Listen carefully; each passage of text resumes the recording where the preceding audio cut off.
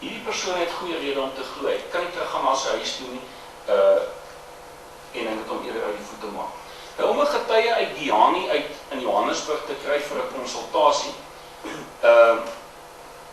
as ek die persoon kontak en sê, nou kom asseblief, die staatsadvokaat wil met jou konsulteer, dan sê hy, maar ek het nie geld nie.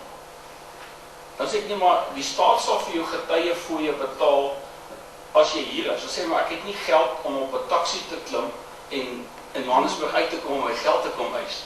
So as jy nie geld in een van sy familielede se bankrekening kan inbetaal om hom tot in Johannesburg te laat kom nie, dan kan jy nie met hom konsulteer nie en dan kan hy nie sy getuienis aanbied nie. So daar's ernstige leemtes dink ek wat dit betref. Wanneer hierdie verhoor nou plaasvind met ooggetuies wat uitkennings maak, Dr. Jan sal nou die sensitiwiteit ken van daardie situasie.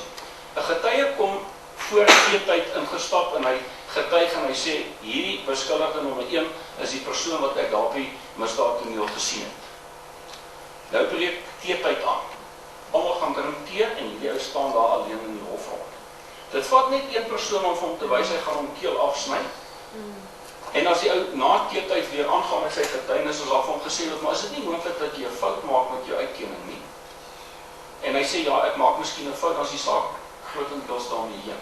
So daar's uiters kritieke momente in hofsaake, en dit was vir my duidelik dat die staat nie die kapasiteit gehad het, of die insig gehad het, om die kritiekheid van daardie momente te besef nie. So, as ek en Trevor en Keith nie die getuie vat en een kant gaan hou, en sorg dat niemand hom kan in die hande kry, en dat hy na tyd weer kan rustig getuig nie, dan kan dinge maklik skeefloop.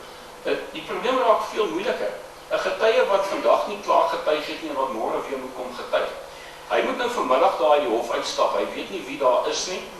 Hy is nou geïdentifiseer, almal het daar in die oop hof gesit en gekyk, hoe wys hy die wêreld uit. Want wat ek wil maak is, hierdie storie van getuiebeskerming is kritiek belangrik.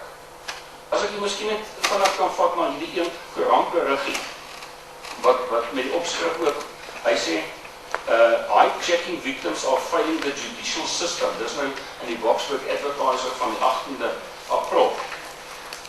Daar sê die polisieman, hy sê, a lack of cooperation and misinformation is failing the judicial system, said Captain Mac Ngomazulu, spokesperson for Boksburg Police Station. According to Ngomazulu, local detectives are becoming more frustrated with hijacking victims who are refusing to identify their assailants during identity parades. There is a common misconception that victims will come face to face with their attackers during an ID parade, therefore posing a great threat to the victim and their families' lives when the attacker is sentenced. Nou, Kaptein Ngomazulu slaan die spyker 100% op die kop, maar hy het net een fout wat hy maak. Hy sê, the hijacking victims are failing the judicial system. Die situasie is, the judicial system is failing the witness. Ek dink hy werk beide kante toe, maar in elk geval, die belangrike is,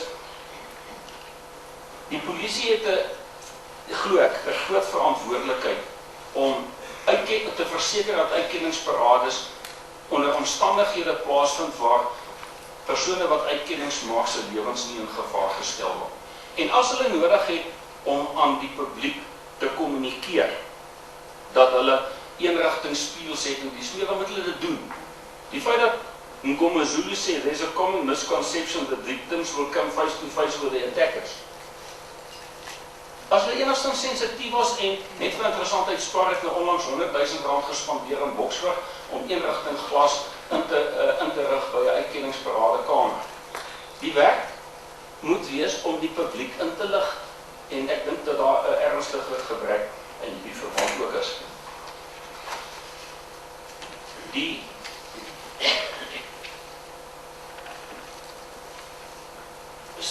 Daar's 'n ander getuie wat hy werk vir 'n sekuriteitsmaatskappy. Hy kom op dag 1, word uitgestel na die volgende dag, kom die volgende dag, word weer uitgestel na die volgende dag, en toe dit die 4de dag is en hy nou die dag geroep word, toe sy nie by die hof nie. Toe ek hom bel en vir hom sê, maar jy was nou 3 dae in 'n ry hier, toe sê hy, my werkgewer het gesê, ek gaan my werk verloor as ek vandag weer kom. Dan moet jy met die werkgewer debatteer. Hy sê, maar ek bedryf 'n sekuriteitsmaatskappy, ek het wagte nodig, ek het kontrakte, my wagte moet op plekke staan. Hierdie ou was nou vir 3 dae nie by die werk nie. ek gaan 'n kontrak verloor en ek gaan hom nie vandag weer afgee nie. Die ou was maar net 'n getuie gewees en skielik het hy 'n probleem selfs met sy werkgewer omdat hy nou vir 3 dae nie by die werk was nie.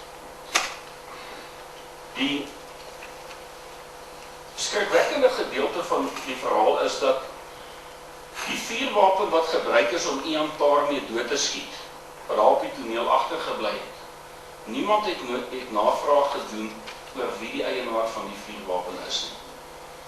Meneer Trevor Johnson het die eerste keer hierdie vraag geopper en ek moet miskien ook net noem dat die eerste polisiebeampte wat aangestel is, het gesê hy is nie bereid om saam met Sue Johnson te werk nie, want Sue Johnson werk oor sy skouer en toe op 'n hoë vlak is daar gereël dat hy vervang word met 'n tweede ondersoekbeampte. So dit selfs van die polisie se kant af is dit nie maklik om dat die persone glo jy gaan inderdaad goeie samewerking gee nie. Die vuurwapen kwessie.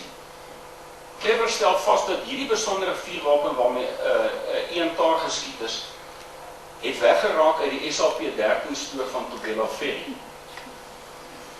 Ek en Trevor is Tugela Ferry toe ons het die SAP-13 registers daar gaan ondersoek en ons het toe vasgestel dat hierdie besondere vuurwapen wat 'n bewysstuk in ons hofsaak is, inderdaad uit die SAP-13 register uitkom.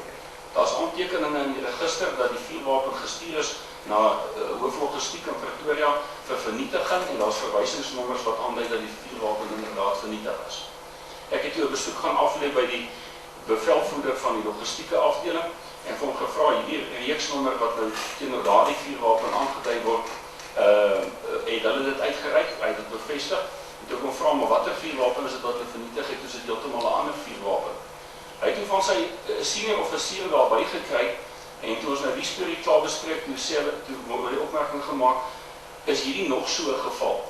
Vir my indrukke is dat daar nie behoorlike beheer is oor vuurwapens wat uit SAP-13 registers gestuur word vir watter doel ook al nie. Ek onderbreek die storie ook, ek vertel hier nog 'n gedeelte wat mense bekommer. Die situasie, miskien kan ek die gedagte klaarmaak, hierdie vuurwapen waarmee Ian Tarmee geskiet is. Ek gaan toe met die storie na die hoof van die sentrale vuurwapenregister en sê hom, julle regulasies met betrekking tot die beheer oor vuurwapens is gebrekkig. Dit lei daartoe dat mense onskuldige slagoffers raak van misdade. Ek sê, doen my 'n guns, ondersoek asseblief julle stelsel. 2 weke later toe ek navraag doen, toe sê die stelsel is ondersoek en daar's geen fout met die stelsel nie. So daar is nog werk om daar te doen. Die situasie wat verder tot kommer lei. Tientalle mense gee huidiglik vuurwapens in om vernietig te laat word, vir persone wat dit nie wil laat hernie nie. Daar bestaan geen reeksnommer. Hulle gee kwitansie as net 'n stukkie papier wat uitgeskryf word en daai vuurwapen wanneer hy oor die toonbank gegee word, word nie in 'n register dadelik ingeskryf. So wat gebeur daar van die toonbank af totdat hy by die SAP-13 stoor kom, is daar geen beheer oor nie. Ek is besig om die kwessie met die polisie op hoë vlak op te neem. Maar dit is duidelik dat daar leemtes is en dat vuurwapens wat wegraak uit polisie bewaring skep uit die aard van die saak ernstige probleme. Die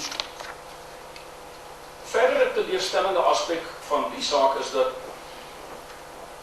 tydens die Hooggeregshof verhoor is daar 'n polisiebeampte uit Boksburg uit wat ook van tyd tot tyd daar by die hof opdaag en ek vra vir hom later wat is jou belang in hierdie saak en hy sê nee, maar hy ondersoek ook 2 sake teen hierdie selfde beskuldigdes. Ek moet miskien vir u noem hoe hulle uitgeloop is. Trevor Johnson gaan toe met sy foto van hierdie husky na al wat 'n polisiestasie is en hy sê vir hulle hierdie voertuig is deur 'n bekende groep rowers gebruik en kom hierdie voertuig nie dalk in die modus operandi van julle sake voor nie. In Boksburg sê hulle toe maar daar's ons 2 sake van 'n gewapende rower wat by Diskentakke plaasgevind het waar so 'n husky gebruik is. Trevor reël toe uitkenningsparades van ons 3 beskuldigdes en al 2 die stelle slagoffers van die rower wys toe inderdaad ons 3 moordenaars ook uit as betrokke by hulle rower. So daar word nou nog 2 sake ook op hulle vasgemaak. Nou die slegte nuus is my opdrag was toe, maak seker dat